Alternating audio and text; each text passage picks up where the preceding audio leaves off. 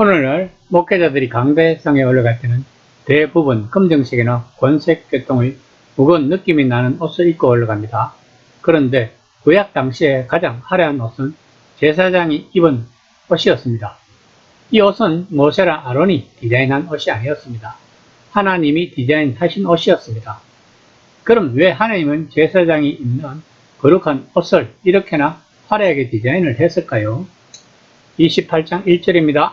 너는 이스라엘 자손 중 내 형 아론과 아론의 아들들 나답과 아비후와 엘라살과 이다말을 그와 함께 내게로 나오게 하여 나를 섬기는 제사장 직분을 행하게 하되. 하나님을 섬기는 일은 오직 하나님의 부르심에 의해서 되어지는 것임을 보여주고 있습니다. 이와 같은 사실은 오늘날 하나님을 섬기기 위해 직분을 받는 모든 자에게 해당됩니다. 이때까지는 모세가 하나님과 이스라엘 백성 간의 중보자로서의 역할을 했고 따라서 제사도 담당했습니다. 그러나 이제 아론과 그 아들들을 제사장으로 세움으로써 모세는 중요한 기능 하나를 이양하게 된 것입니다. 이미 앞서 재판의 기능을 이양했는데 이제 종교 담당마저 따로 정함으로써 모세는 보다 효율적으로 백성들을 통솔할 수 있게 되었던 것입니다. 28장 2절입니다. 내 형 아론을 위하여 거룩한 옷을 지어 영화롭고 아름답게 할지니. 성경은 이처럼 제사장 옷에 대해 특별하게 규정하고 있는데 이것은 제사장이 하나님께서 직접 디자인하신 옷을 입음으로써 인간의 죄를 덮는다는 의미가 내포되어 있기 때문입니다. 이처럼 제사장 옷을 화려하게 만들도록 지시하신 이유는 하나님에 의해 거룩히 구별된 제사장은 그 복장에서부터 하나님의 영광을 드러내어야 했기 때문입니다.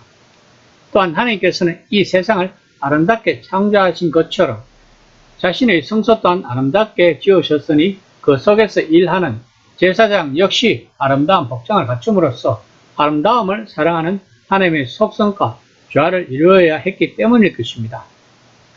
28장 3절입니다. 너는 물은 마음에 지혜 있는 모든 자 곧 내가 지혜로운 영으로 채운 자들에게 말하여 아론의 옷을 지어 그를 거룩하게 하여 내게 제사장 직분을 행하게 하라.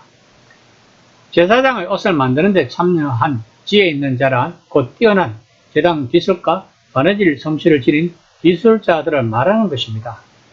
28절 4절입니다. 그들이 지을 옷은 이러하니 곧 흉패와 에봇과 겉옷과 반포 속옷과 광과 이라. 그들이 내 형 아론과 그의 아들들을 위하여 거룩한 옷을 지어 아론이 내게 제사장 직분을 행하게 하라. 흉패는 에봇 앞 가슴에 달린 일종의 주머니입니다.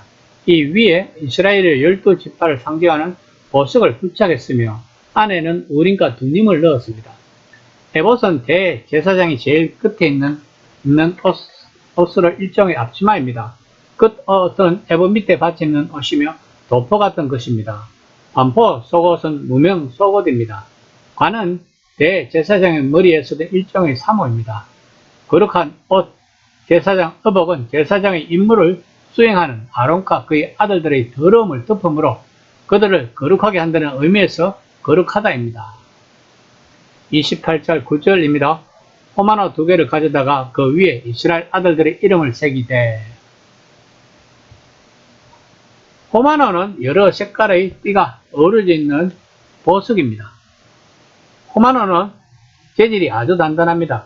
따라서 그것에 이름이 새기기 위해서는 고도의 세공술이 필요합니다. 아마도 이스라엘인들은 애굽에 있을 때에 이 같은 기술을 습득했을 것입니다. 대제사장이 12지파의 이름을 새겨진 호마노를 어깨에 메고 하나님께 나아가는 것은 곧 대제사장이 이스라엘 전체를 대표하여 하나님께 나아가는 것입니다. 대제사장의 옷을 통해서 하나님께서 우리들에게 이야기하고자 하는 것은 무엇일까요? 그것은 하나님과 우리를 중재하는 영원한 직분이 있다는 것입니다. 제사장은 바뀔 수밖에 없습니다. 그러나 이 옷은 영원합니다. 아론이 죽은 후에도 이 직분은 계속 이어집니다. 그것은 무엇을 의미하는가요? 하나님께서 준비하신 우리와 하나님 사이의 영원한 중재자이신 예수 그리스도를 나타내는 것입니다. 이 옷은 그분의 직분의 영광스러움을 나타내는 것입니다. 우리는 우리의 믿음으로 구원을 받은 것이 아닙니다. 예수님의 믿음으로 구원을 받은 것입니다. 우리는 예수님의 의의 옷을 입어보면서 우리의 죄가 가리워졌고 하나님과의 관계 형성을 할 수 있는 것입니다. 우리가 알아야 할 것이 있습니다. 예수님을 통하지 않고서는 어느 누구도 하나님 앞으로 갈 수 없다는 것을. 사도행전 4장 12절 말씀입니다. 다른 이로서는 구원을 받을 수 없나니 천하 사람 중에 구원을 받을 만한 다른 이름을 우리에게 주신 일이 없음이라 하였더라. 우리들은 예수님의 영광의 옷을 입은 자들입니다.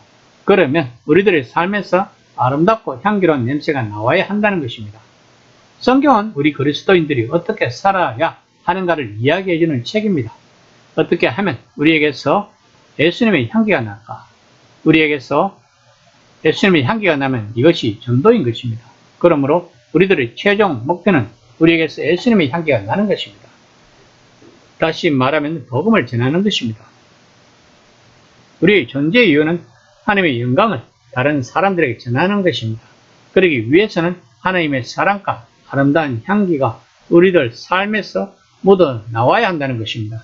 이 시간 나에게서 예수님의 향기가 나는지 한번 점검해 보는 시간이 되었으면 합니다.